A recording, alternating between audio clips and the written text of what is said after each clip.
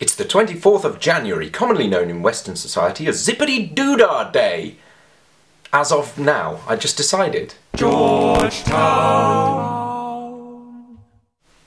So I've been watching a lot of Jamie Cullum live shows on YouTube lately, because I love him. One in particular struck me as interesting. He did a show at the Sacré-Cœur in Montmartre, I think, where he was just outside playing a piano, and a crowd of people gathered round and filmed him on their phones. And it struck me as kind of bizarre that so many people, presented with this once-in-a-lifetime opportunity to see a marvellous artist performing in this impromptu fashion, should choose to watch it through the lens of their camera rather than experience it to the fullest, so to speak. And it's a conflict or a debate that I'm personally very familiar with, because I often feel like taking photos or filming things when a part of me is saying, no, just enjoy it in the moment, remember it well. Because the thing is, I'm really big on the dissemination of information, I'm really big on the sharing of exciting things. I mean, I make enough videos, but there's a part of me that's always uncomfortable with the idea that you're selling a part of your own experience in order to share it with future versions of yourself or with other people. And so generally speaking, I don't film at gigs, for example, or if I do, I'll film for 30 seconds and then put the thing away. And I think it's a really interesting conflict, because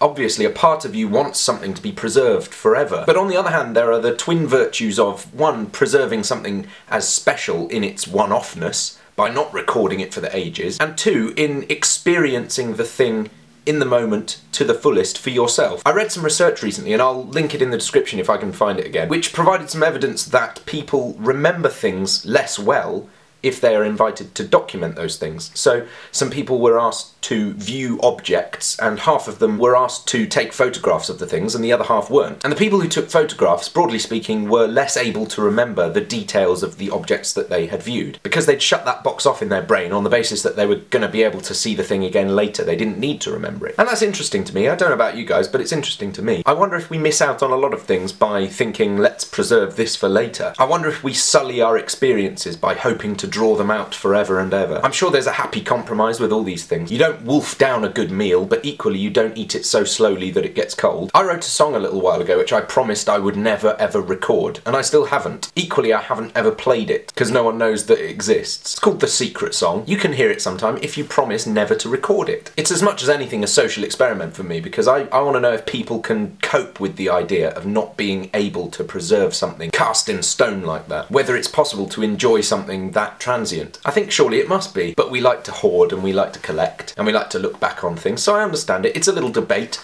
That's what the comments are for. Little Eric's getting on well on Twitter. He's almost got as many followers as me. I'm a bit worried he's going to overtake me. He's going to Abu Dhabi next month with my sister Jess. Are you excited? Oh no, I said I wasn't going to talk to him. But follow Eric on Twitter if you're not already, and come back tomorrow for another video. It's the 24th of January today, Zippity-Doodah Day, by decree of me. Tomorrow's 25th of January, Honka-de-Boobity Day. Don't miss it. I'm in Georgetown.